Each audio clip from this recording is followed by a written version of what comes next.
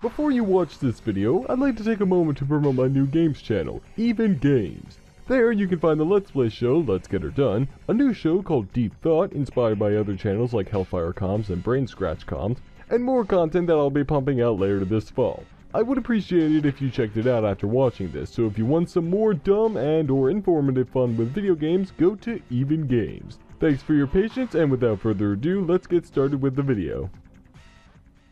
Holy shit! Revolution 60 is coming up for Steam sometime this month! And now that I've acknowledged that game's existence in this show, let's move on to something completely different.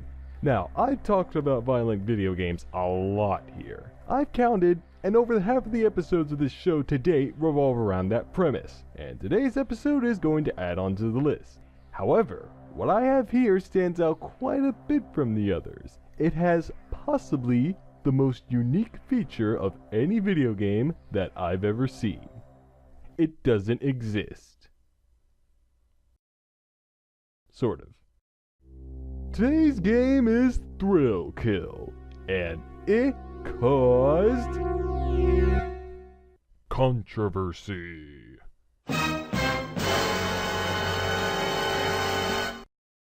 If you're confused right now, don't worry, because I was too when I first heard about Thrill Kill. I knew it was some sort of fighting game that was going to be released for the PlayStation, or as Wikipedia puts it, the Sunbob PlayStation 2. Yeah, someone might want to take care of that.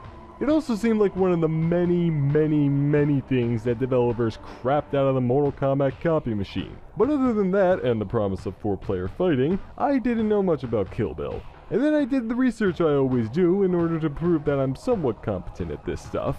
And, well, let's just say the game not existing, sort of, isn't the only unique aspect it has. Milltill's plot is as follows. There are 10 people who have done terrible things in real life, and they've all been damned to the dark depths of hell. In hell, these people become manifestations of the mental illnesses or sins that define them in the real world. The goddess of secrets, Maruka, decides to pit these 10 people against each other in a fight to the death. Or second death, or hell death? Yeah, I don't know how that shit works. And the winner of that fight will be reincarnated in the living world. The characters in Still Bill include, but are limited to, a fetish-filled librarian, a redneck cannibal who uses a severed leg as a weapon, a crazy surgeon with a bear trap on his mouth, a guy on stilts, a former postal worker turned freak monster, a judge who acquitted criminals only to torture them, Siamese twins with the top and bottom halves being the twins, a contortionist with a hatred for men, and an arsonist who shoots fire out of his flaming ass. Holy shit. This is awesome!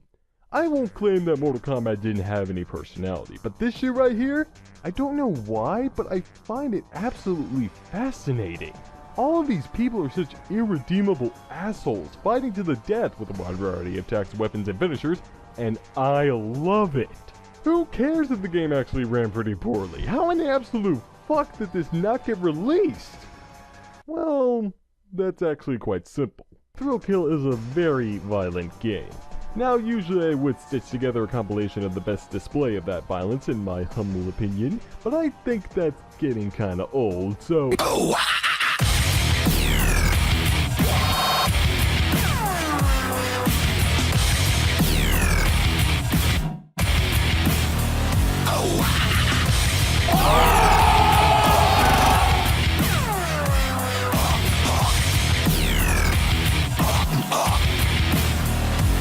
I won't back down from the statement I said earlier about the game being incredibly violent, but I think this is yet another case of the Mad World phenomenon.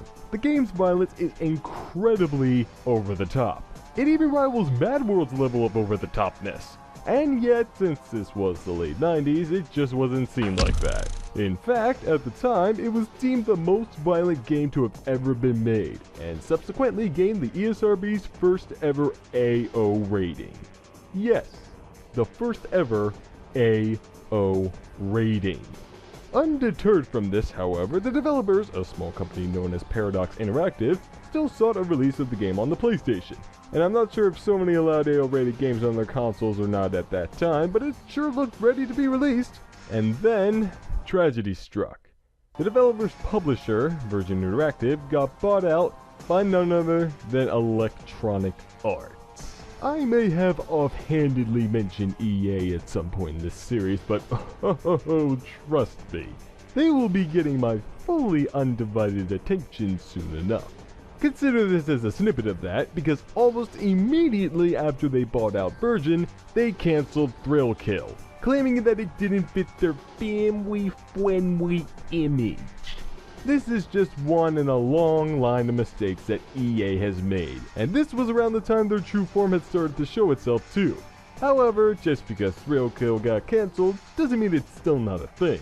Since the cancellation, numerous copies of the game, which had been nearly complete before EA pulled the plug, have circulated throughout the gaming community. And while again it's actually not a very good game, it's now revered as a lost classic in the eyes of many, including me. The game's morbid personalities and atmosphere are simply amazing, and I can highly respect that the devs created this without holding back for as long as it lasted. If any of you ever get the chance, check this game out. It is really cool stuff. And to rate the controversy behind said cool stuff, I'll give it 7 BDSM librarians out of 10. By today's standards, it's not really that relevant, but the fact that it got the first ever AO rating and never actually saw a release gives it a unique historical value. So, that'll do it for today. Man, I like these shorter controversies a lot, but now I need to find something to do while I wait for Revolution 60 to come out. Well, could do a Nuzlocke challenge. That sounds interesting. Sort of.